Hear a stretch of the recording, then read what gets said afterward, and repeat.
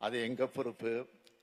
மாணவ செல்வங்களாக இருக்கக்கூடிய நீங்க படிக்க சமூகமோ பொருளாதாரமோ அரசியல் சூழ்நிலையோ எதுவும் தடையாக இருக்கக்கூடாது. அதுதான் என்னுடைய எண்ணம்.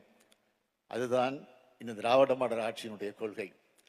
கல்வி என நீரோடை தடங்கள் இல்லாமல் பாய்வதற்கு உங்களுடைய இந்த அரசு முழுசா சப்போர்ட் பண்ணும். அதை முழுமையா பயன்படுத்திக்கணும்.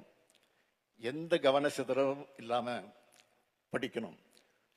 படிக்காமலும் பெரிய ஆகலாம்னு யாரோ 1-2 பேரை பார்த்து தவறான பாதையில் செல்லாம கல்விதான் உண்மையான பெருமையான அடையாளம்னு புரிஞ்சுக்கணும்.